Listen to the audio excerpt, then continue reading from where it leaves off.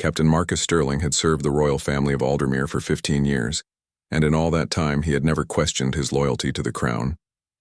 The castle walls held secrets, as all castles do, but Marcus believed in the honor of his king and the righteousness of his duty. That belief would be tested in ways he never imagined. The kingdom of Aldermere stretched across fertile valleys and rolling hills, its people prosperous under the rule of King Edward the Just. The king earned his title through fair governance and genuine care for his subjects. Queen Isabella, his wife of 12 years, was beloved by the court for her beauty and charm, though Marcus had always sensed something calculating behind her emerald eyes. On this particular autumn evening, Marcus walked his usual patrol through the castle's eastern wing. The corridors were dimly lit by flickering torches, casting dancing shadows on the stone walls. As he rounded the corner near the Queen's private chambers, he heard voices speaking in hushed, urgent tones. Something about the secrecy made him pause. Marcus pressed himself against the cold stone wall, listening carefully. The Queen's voice was unmistakable, but she spoke with someone he didn't recognize. The stranger's voice was rough, clearly not from the nobility. What struck Marcus most was the tone of their conversation. There was no formality, no respect in the stranger's voice when addressing the Queen. This was not a typical royal audience. "The plan must proceed exactly as discussed," Queen Isabella said, her usually melodic voice sharp with determination. "Any deviation could ruin everything we've worked toward." "Your Majesty," the stranger replied, and Marcus could hear the mockery in the title. "The timing you've chosen is perfect. The king will never see it coming. His trust in you is his greatest weakness." Marcus felt his blood run cold. Whatever they were discussing involved King Edward, and it didn't sound like a surprise birthday celebration. He strained to hear more, but their voices had dropped to whispers. After several minutes, he heard movement and quickly retreated to avoid being discovered. The next morning brought the usual routine. Marcus attended the morning briefing with the captain of guards, oversaw the changing of shifts, and performed his duties with practiced efficiency. But his mind kept returning to the conversation he had overheard. Every time he saw Queen Isabella during the day, she appeared perfectly normal, greeting courtiers with her usual grace and speaking lovingly to the king during the midday meal. During lunch, Marcus observed the royal couple carefully. King Edward, a man in his early 40s with graying temples and kind eyes, spoke animatedly about plans for the upcoming harvest festival. Queen Isabella nodded and smiled at all the right moments, but Marcus noticed how her eyes never quite met the king's gaze. When she thought no one was looking, her expression would shift to something colder, more distant. That afternoon, Marcus made a decision that would change everything. Instead of following his regular patrol route, he decided to investigate the area where he had heard the mysterious conversation. The Queen's private chambers were in a section of the castle that few guards were assigned to patrol, giving her privacy but also creating opportunities for secret meetings. As he explored the hallways, Marcus discovered something he had never noticed before. Behind a tapestry depicting the royal family tree, there was a narrow passage that led to a small room hidden within the castle walls. The room was barely large, enough for 2 people, but it was clearly being used for clandestine purposes. Fresh candle wax on a small table and recent footprints in the dust told him this space had been used recently. Marcus found several items that made his suspicions grow stronger. There were maps of the castle with certain areas marked in red ink, including the king's private study and bedroom. There were also letters written in a code he couldn't understand, but the formal seal at the bottom of each page made his heart race. It was the royal seal of Blackmore, Aldermere's historical enemy kingdom. The pieces were starting to form a terrifying picture. Queen Isabella was somehow connected to Blackmore, and they were planning something that involved detailed knowledge of the castle's layout and the king's private spaces. Marcus realized he was looking at evidence of treason at the highest level. As he carefully placed everything back exactly as he found it, Marcus heard footsteps approaching. He quickly extinguished the candle and pressed himself into the shadows. Through a crack in the wall, he saw Queen Isabella enter the passage, followed by the same rough-voiced man from the night before. This time, Marcus could see the stranger clearly. The man was dressed as a merchant, but his bearing and the way he carried himself suggested military training. His clothes were too fine for a common trader, and there was a calculating intelligence in his dark eyes that made Marcus uneasy. Most tellingly, he wore a ring that Marcus recognized from his military training. It bore the symbol of the Blackmore Royal Guard. "Tomorrow night," Queen Isabella whispered, "when the king retires to his study to review the harvest reports, he follows the same routine every week. The guards will be positioned exactly where we discussed." "And you're certain no one suspects anything?" the Blackmore agent asked. "Absolutely certain," the Queen replied with confidence that chilled Marcus to the bone. "Edward trusts me completely. He would never believe his beloved wife could betray him." Marcus remained hidden until long after they left, his mind racing with the implications of what he had discovered. The woman the kingdom adored, the woman King Edward loved with all his heart, was planning something terrible for tomorrow night. The question that tormented Marcus was simple but carried enormous weight. What should he do with this devastating knowledge? Marcus spent a sleepless night wrestling with the weight of his discovery. The evidence pointed to an unthinkable conclusion. Queen Isabella was conspiring with agents from Blackmore against her own husband. But accusing the Queen of treason without absolute proof would mean his death, and possibly the death of anyone who believed him. As dawn broke over the castle walls, Marcus made his decision. He needed more evidence before he could act. One overheard conversation, and some suspicious items in a hidden room might not be enough to convince anyone of such a serious accusation. He had less than 24 hours to uncover the full scope of the plot. Marcus began his investigation by studying the castle's duty rosters. If Queen Isabella was confident about where the guards would be positioned tomorrow night, she must have inside knowledge of their patrol schedules.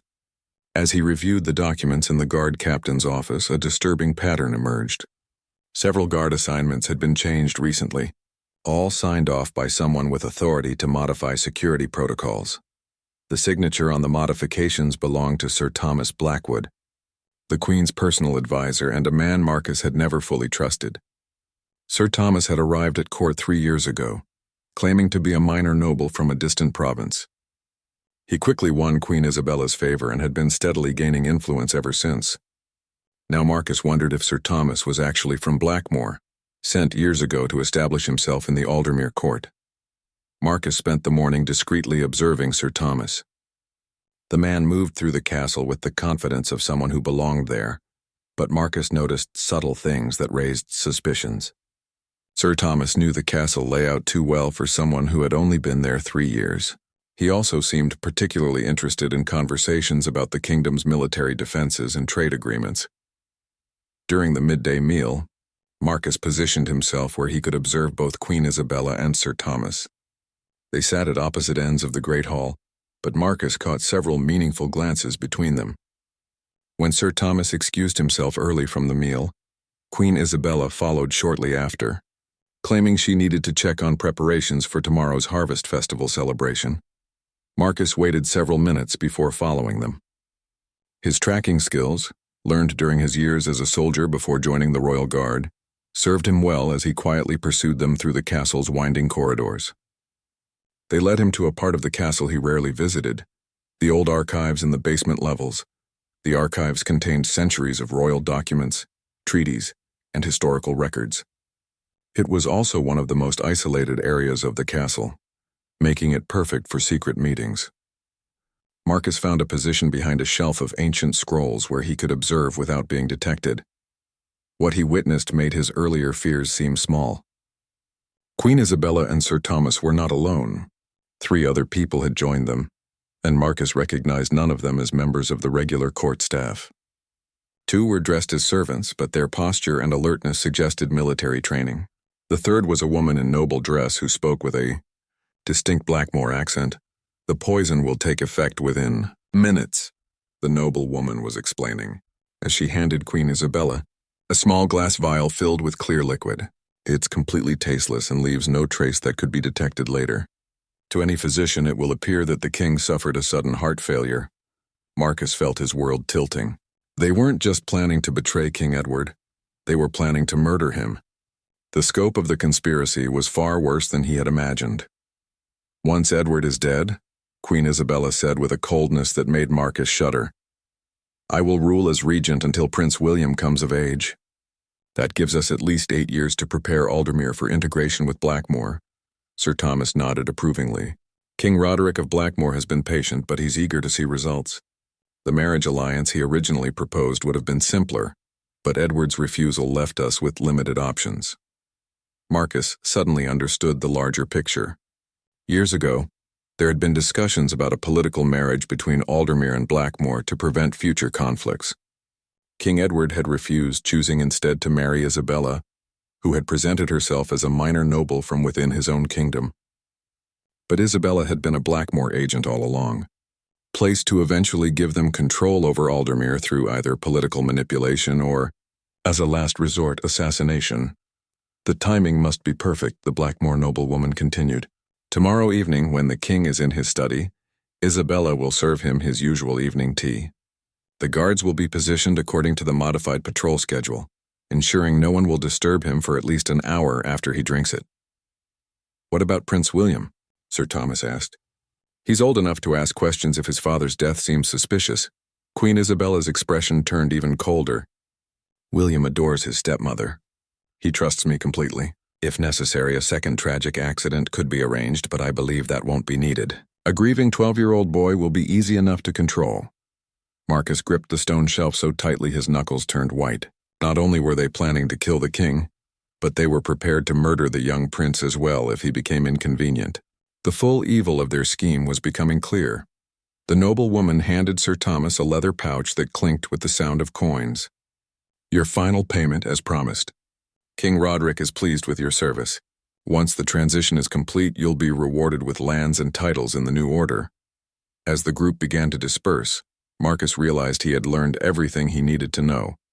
The plot would unfold tomorrow evening during the king's regular study time. Queen Isabella would serve poisoned tea, the guards would be positioned to prevent interruption, and King Edward would die believing his beloved wife was caring for him.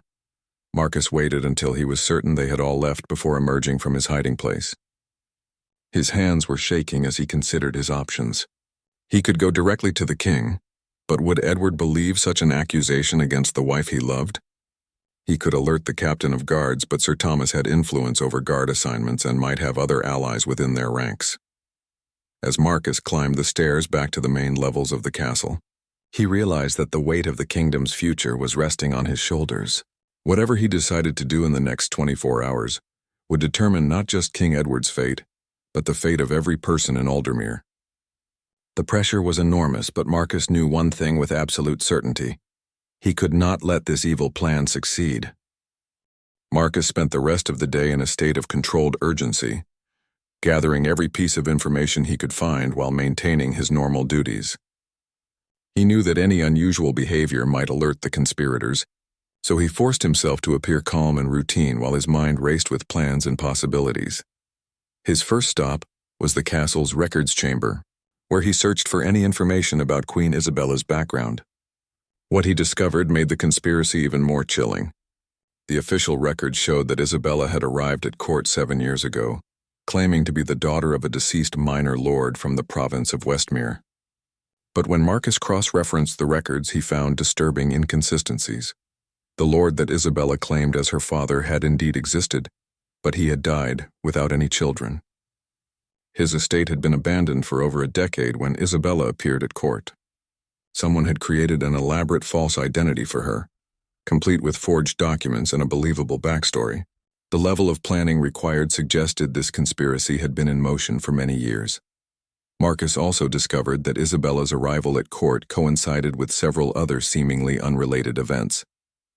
3 new servants had been hired around the same time, all claiming to be from different provinces but all sharing similar gaps in their background stories. Sir Thomas had arrived 2 years later, followed by gradual changes in guard assignments and court protocols. The pattern was clear. Blackmore had been systematically placing agents within the Aldermere court for years, building a network that could eventually take control of the kingdom from within. Queen Isabella wasn't just a spy. She was the leader of a comprehensive infiltration operation.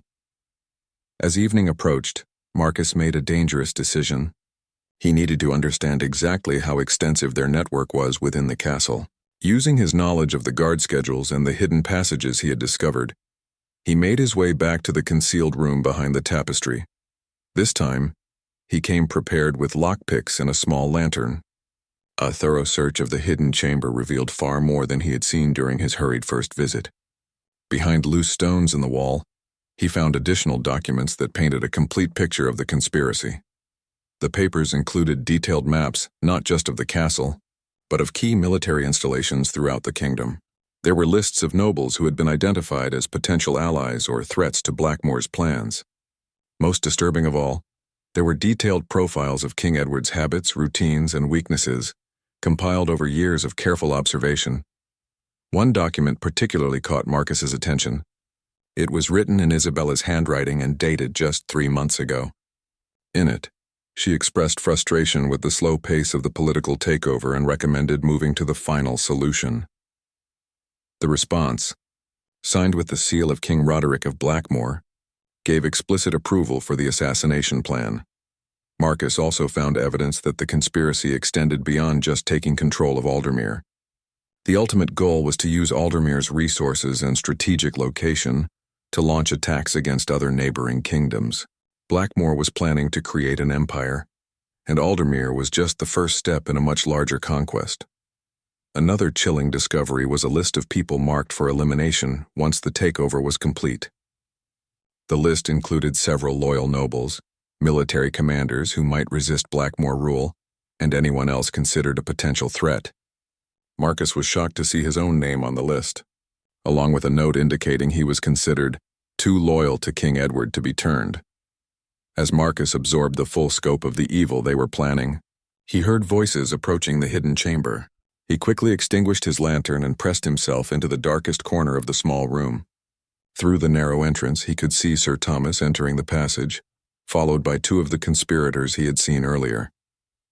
"Tomorrow's success will depend on perfect timing," Sir Thomas was saying. "The Queen will serve the poisoned tea at exactly 8 o'clock. The modified guard schedule ensures that Captain Sterling will be on the far side of the castle during the critical period." Marcus felt a chill as he realized they had specifically planned around his patrol schedule. They knew his routine well enough to ensure he wouldn't accidentally interfere with their plan. "What about the other guards who might check on the king?" one of the conspirators asked. "All taken care of," Sir Thomas replied with confidence. "The 3 guards normally assigned to that section tomorrow evening are all our people. They'll ensure no one disturbs the king until it's too late." Marcus realized with growing horror that the infiltration was even more extensive than he had imagined. They had placed their agents in key positions throughout the guard force, meaning he couldn't trust many of his fellow guards. Any attempt to alert the wrong person could result in his own death and the continuation of their plan. "Once the king is dead," Sir Thomas continued, "we'll need to move quickly to consolidate control. The Queen will announce that the king suffered a sudden heart attack while working late in his study. She'll take over as regent, and within a week we'll begin implementing the new policies that will prepare for integration with Blackmore." "What about resistance from the nobles?" the other conspirator asked. "Most of them will fall in line once they understand the new reality," Sir Thomas answered. "Those who don't will be dealt with according to the elimination list. We estimate it will take no more than 6 months to complete the transition." As the conspirators left, Marcus remained hidden until he was certain they were gone. He now understood that he was facing not just a plot to kill the king, but a comprehensive plan to destroy the kingdom he had sworn to protect. The scope of the conspiracy was staggering, and the number of traitors within the castle walls was larger than he had feared. Marcus also realized something that made his situation even more desperate. The conspirators knew his patrol schedule and had planned around it, which meant they were monitoring him closely. If he deviated from his normal routine or tried to access areas where he didn't belong, they might become suspicious and move up their timeline. As he carefully made his way back to his quarters, Marcus faced the most difficult decision of his life. He had less than 18 hours to stop a plot that had been years in the making, involving dozens of conspirators who had infiltrated every level of the castle's operations. He couldn't trust most of his fellow guards. He had no idea how many nobles might be involved, and any direct approach to the king might trigger immediate action from the traitors. The weight of responsibility was crushing, but Marcus knew that failure meant not just the death of King Edward, but the eventual destruction of everything the kingdom represented. As he lay in his bed that night staring at the ceiling, Marcus began to formulate a plan that was as dangerous as it was desperate. Tomorrow would test every skill he had learned and every principle he believed in. Dawn brought no relief from the terrible burden Marcus carried. As he went through his morning routine, every face in the castle had become suspect. The friendly cook who always greeted him warmly, was she one of them? The stable boy who ran errands throughout the castle, could he be reporting his movements? The paranoia was justified but exhausting. Marcus knew he needed allies, but identifying trustworthy people without exposing himself was nearly impossible. He decided to start with the people he had worked closest with for years, beginning with Lieutenant James Hartwell, his second-in-command and longtime friend. During their regular morning briefing, Marcus carefully probed for information. "James," he said casually, "have you noticed anything unusual about the guard schedules lately? Some of the assignments seem different from our normal rotations." James looked puzzled. "Now that you mention it, yes. Sir Thomas has been making quite a few modifications recently. Said it was to improve security coverage, but some of the changes don't make tactical sense to me." The genuine confusion in James's voice convinced Marcus that his friend was not part of the conspiracy. It was a small relief, but Marcus knew he needed to be extremely careful about how much he revealed, even to someone he trusted. "I've been thinking the same thing," Marcus replied. "Maybe we should review the current assignments together later. Make sure we haven't missed any security gaps." As the day progressed, Marcus attempted to identify other potential allies while gathering more information about the conspiracy. He paid careful attention to how various guards and servants reacted to routine interactions. Most seemed normal, but a few displayed subtle signs that made him suspicious: excessive interest in his movements, questions about his duties that seemed unnecessary, or behavior that was just slightly off from their usual patterns. Marcus's biggest challenge was finding a way to warn King Edward without triggering the conspirators to act immediately. Direct confrontation was out of the question. Even if the king believed him, any obvious change in the royal routine would alert Isabella and her allies. They might simply postpone the assassination and eliminate Marcus, leaving the king vulnerable to a future attempt he would never see coming. Around midday, Marcus had what seemed like a breakthrough. He remembered that Father Benedict, the castle's chaplain, had served the royal family for over 20 years, and was known for his unwavering loyalty and discretion. If anyone could be trusted with such sensitive information, it would be a man of God who had dedicated his life to serving the crown. Marcus found Father Benedict in the castle's small chapel, preparing for the afternoon prayer service. The elderly priest welcomed him warmly, as he always did, but Marcus noticed something that made his blood run cold. On the priest's desk was a letter bearing the seal of Blackmore. Fighting to keep his expression neutral, Marcus engaged in small talk while trying to get a better look at the letter. What he managed to see devastated him. The letter was addressed to our faithful servant and contained references to tomorrow's glorious victory and the new order that will bless our kingdoms. Father Benedict, the man Marcus had considered above suspicion, was part of the conspiracy. The realization hit Marcus like a physical blow. If they had corrupted even the spiritual guide of the royal family, how deep did their infiltration go? Who could possibly be trusted?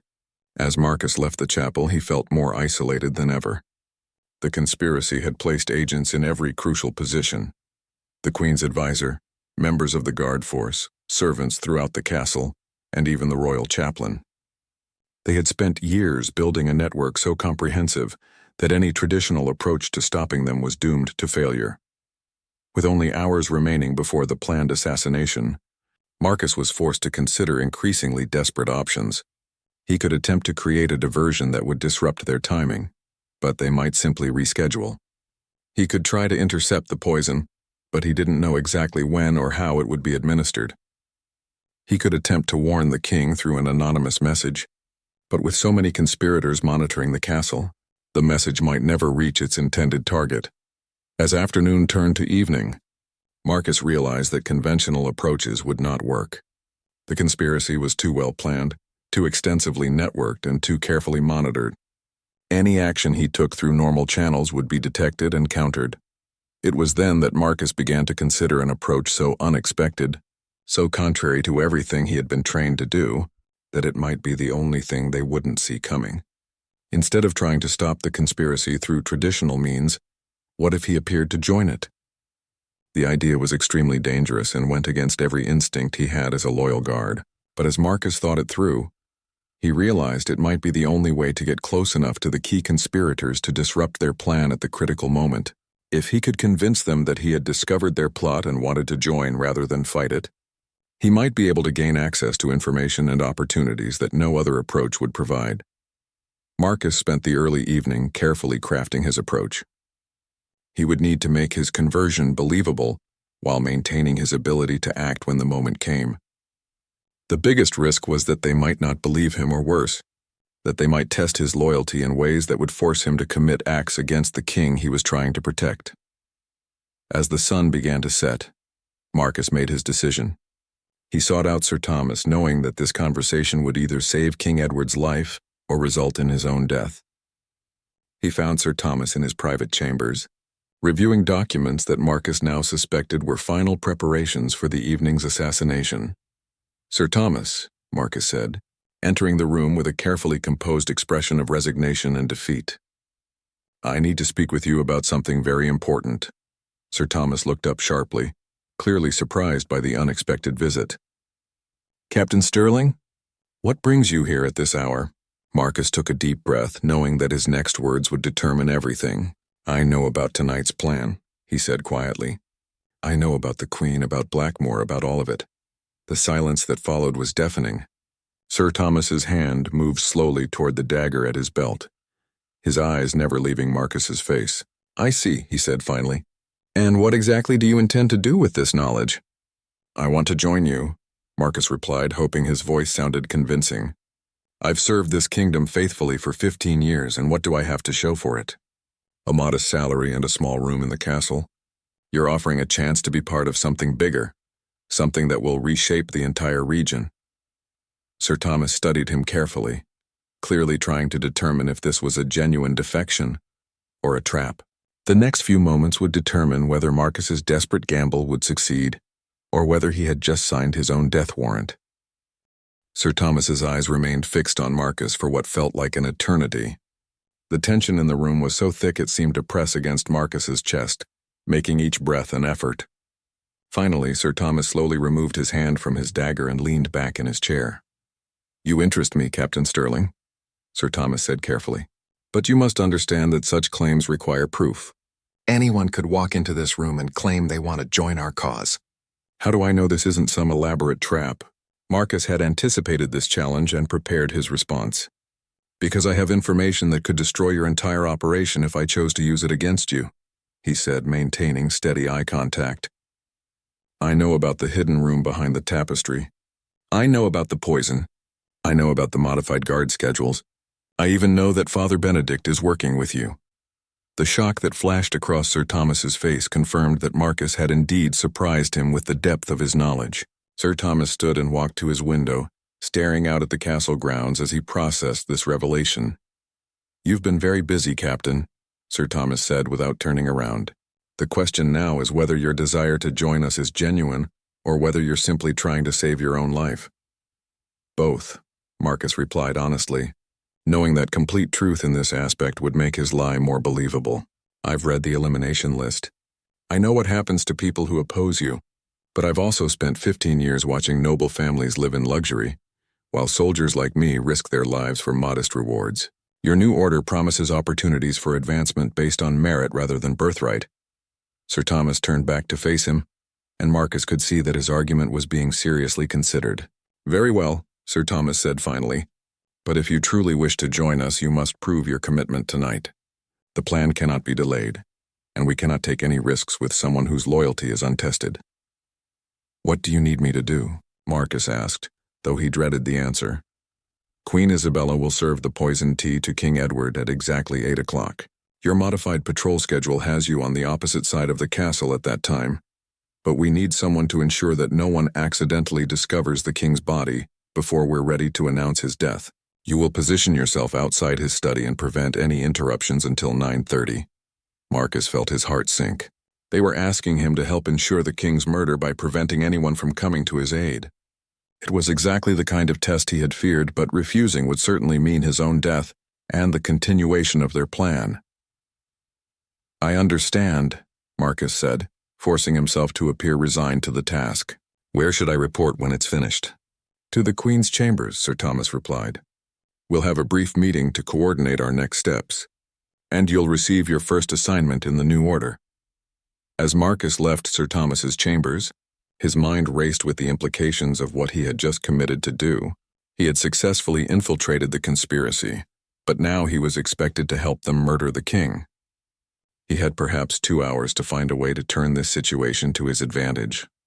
Marcus returned to his quarters and sat on his bed, staring at his hands as he considered his options. The plan they had described gave him access to the king's study at the crucial moment, but it also required him to prevent anyone else from interfering. He needed a way to protect the king without alerting the conspirators until it was too late for them to adapt. As 7 o'clock approached, Marcus made his decision. He retrieved a small vial from his personal belongings, a sleeping draught that the castle physician had given him months ago for persistent nightmares following a particularly difficult military campaign. He had never used it, but he knew it was tasteless and would take effect within minutes of consumption. Marcus also wrote a hasty letter explaining everything he had discovered about the conspiracy. He sealed it and hid it in a place where it would eventually be found, insurance in case his plan failed and he didn't survive the evening. At 7:30, Marcus began making his way toward the king's study, but first he made a crucial detour. Using his knowledge of the castle's service passages, he intercepted one of the trusted servants who regularly brought the king his evening tea. The elderly woman had served the royal family faithfully for decades, and Marcus was confident she was not part of the conspiracy. "Margaret," he said quietly, "I need you to listen very carefully. There's a plot against the king's life tonight. Queen Isabella plans to poison his tea." The servant's face went white with shock. "Captain Sterling, surely you can't be serious." "I have proof," Marcus said urgently. "But there's no time to explain everything. I need you to do exactly as I say if we're going to save the king's life." Marcus quickly explained his plan. Margaret would prepare the tea as usual, but Marcus would add the sleeping draught to it instead of poison. The king would fall unconscious, which would appear to the conspirators like the poison was taking effect. But he would actually be safe and would recover completely. "But Captain," Margaret protested, "drugging the king without his knowledge is far better than letting him be murdered," Marcus finished firmly. "Trust me, Margaret, this is the only way." The loyal servant reluctantly agreed, and Marcus carefully added the sleeping draught to the tea service.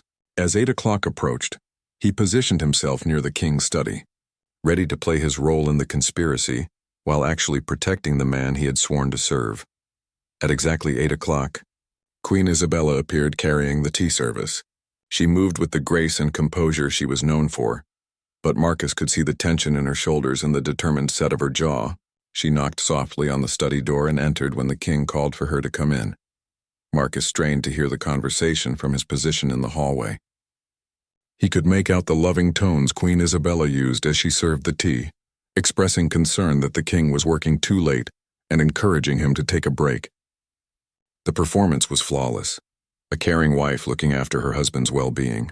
Within 10 minutes, Marcus heard the sound he was waiting for, a soft thud as King Edward collapsed unconscious onto his desk.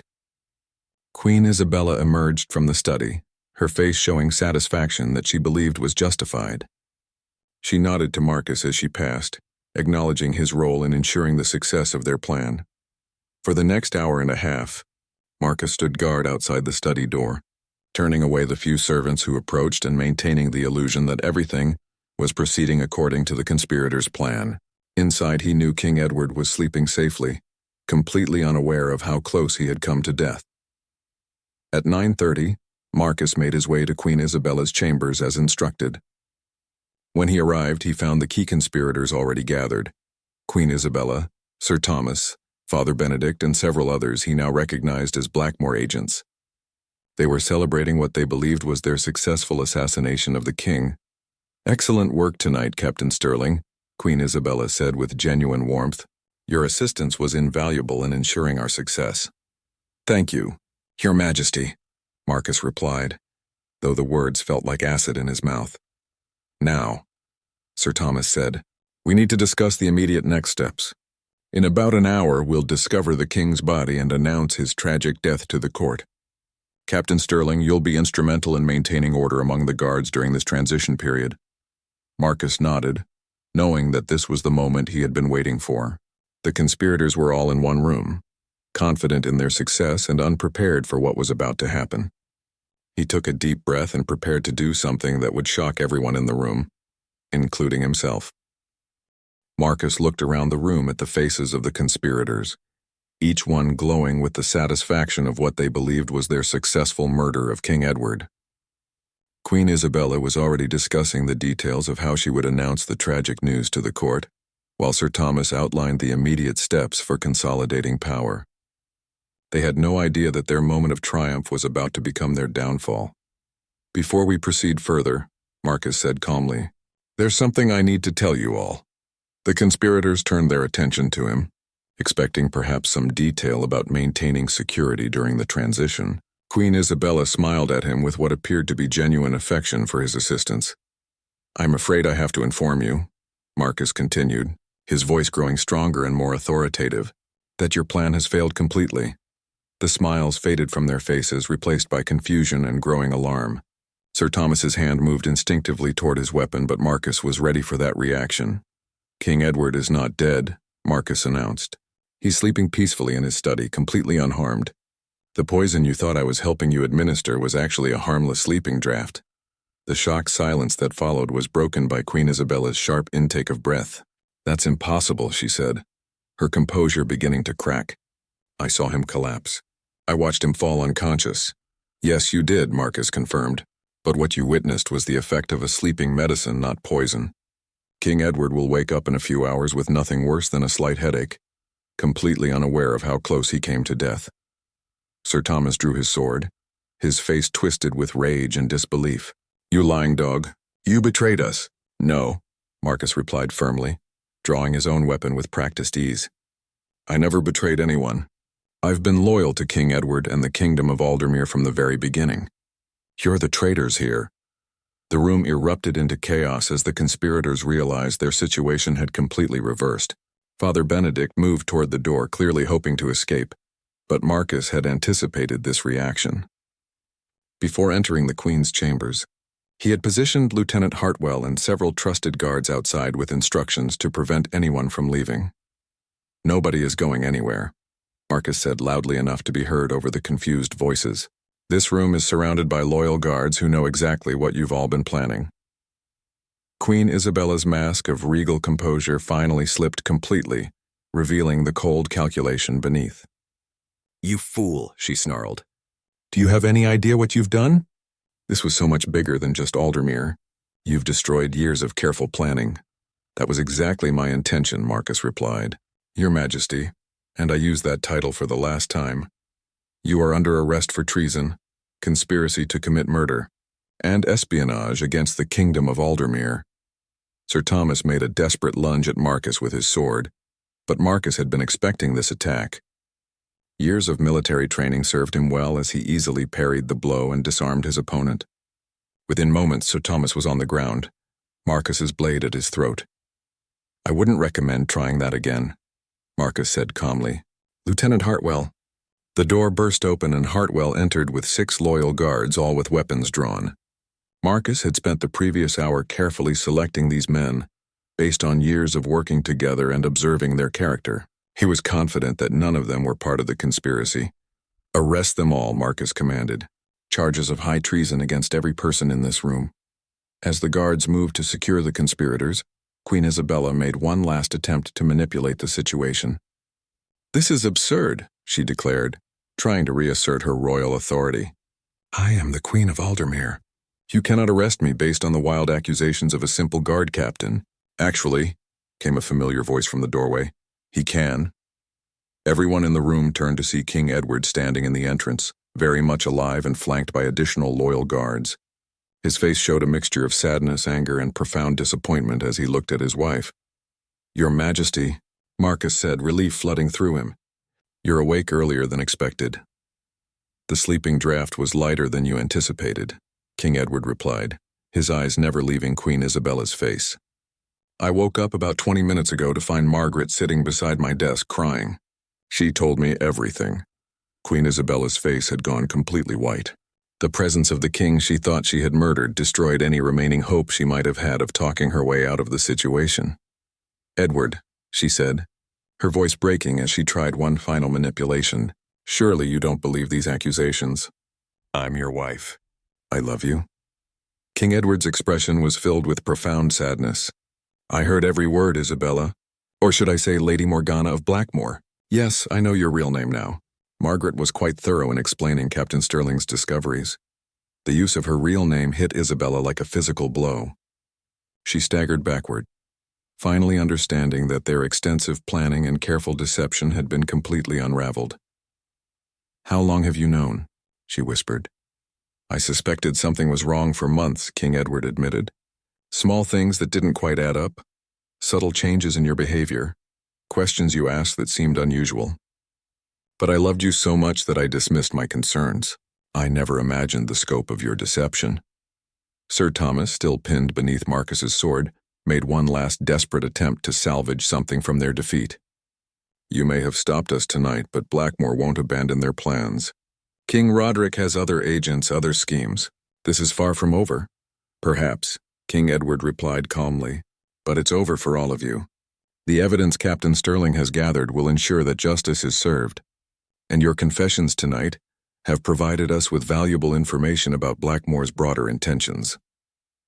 As the guards led the conspirators away in chains, Marcus felt the enormous weight of the past few days finally lifting from his shoulders.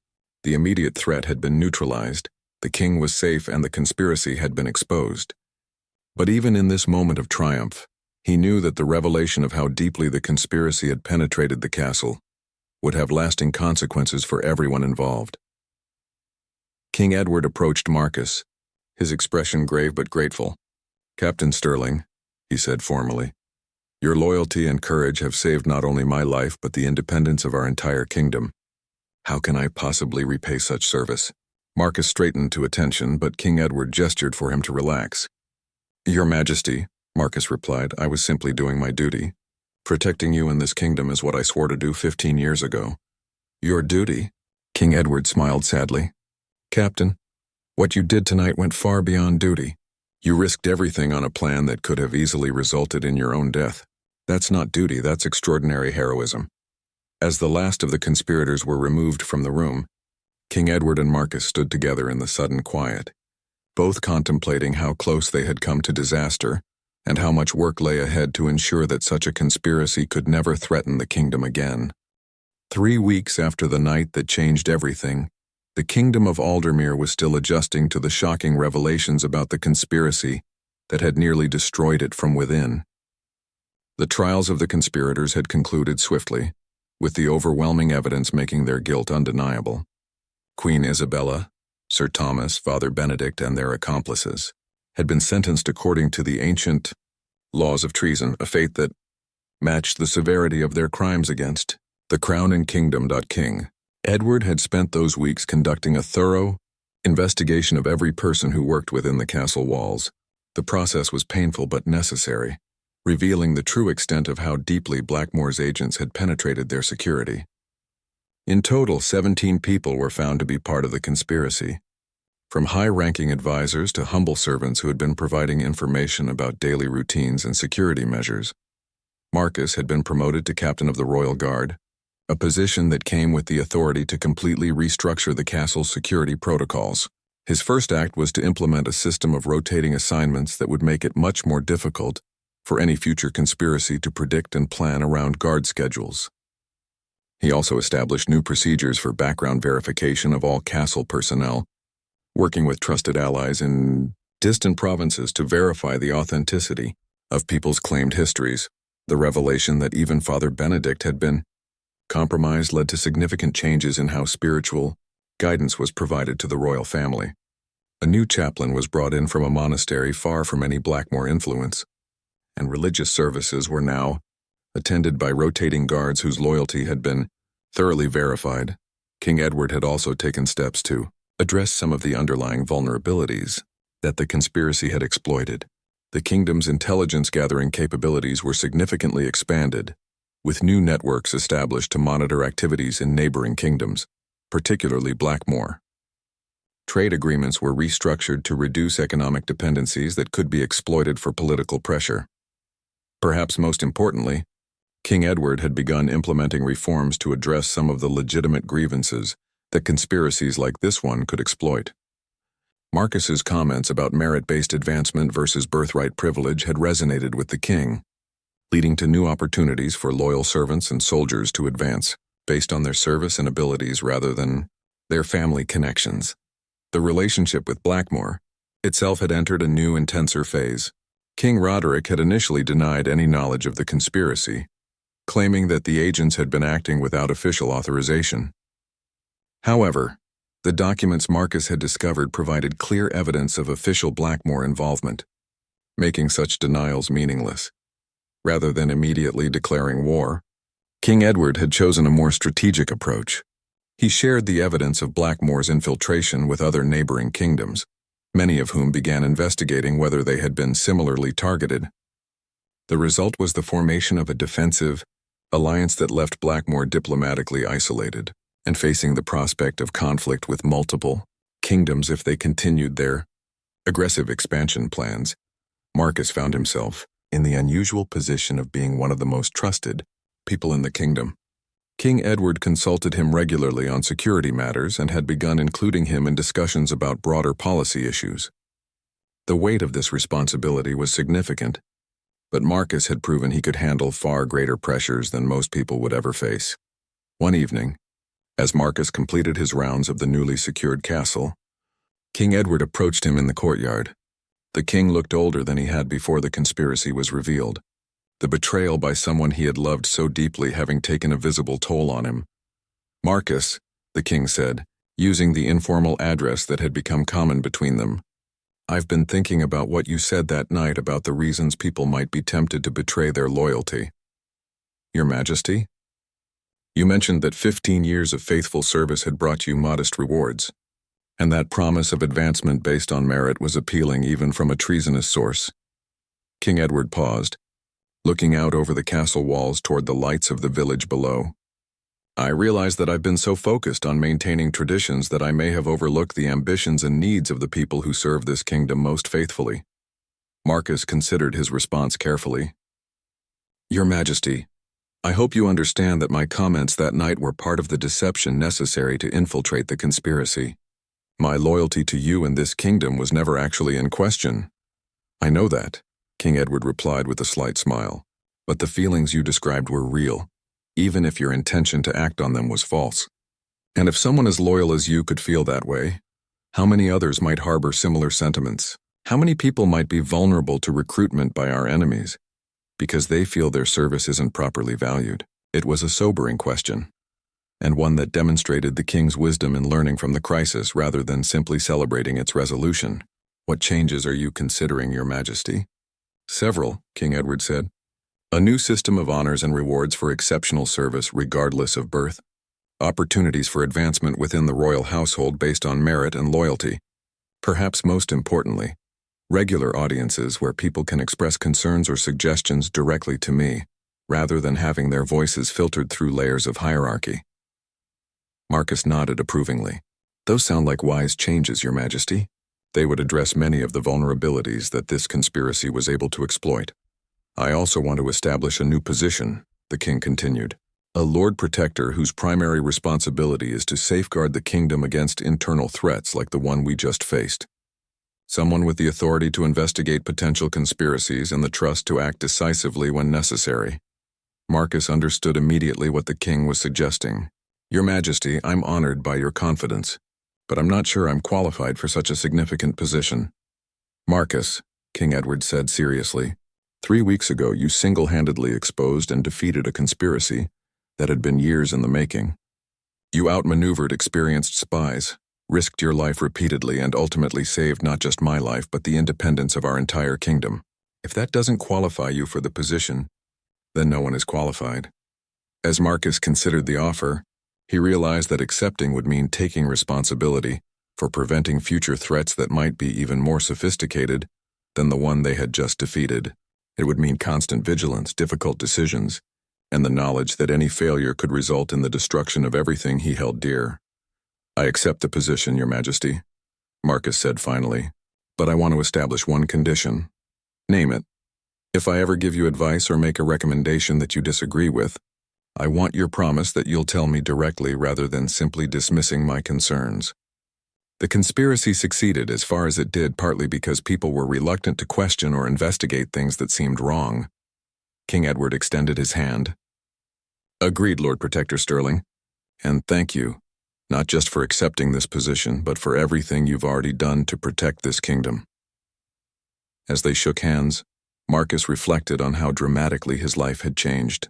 3 weeks ago he had been a simple guard captain following orders and maintaining routines. Now he was the Lord Protector of Aldemir, responsible for safeguarding the kingdom against threats that might come from anywhere and take any form. The night sky above the castle was clear and peaceful, filled with stars that had witnessed countless generations of human struggles and triumphs. Marcus knew that somewhere beyond those stars, in the kingdom of Blackmore and possibly elsewhere, new conspiracies might already be forming. But he also knew that Aldemir was now better prepared to face such threats, with stronger defenses, wiser leadership, and the hard-earned knowledge that even the most trusted people could sometimes harbor the darkest intentions. The kingdom had survived its greatest test, and in doing so, had become stronger and more resilient. Marcus looked forward to the challenges ahead, confident that the lessons learned from this crisis would help protect the people and principles he had sworn to defend.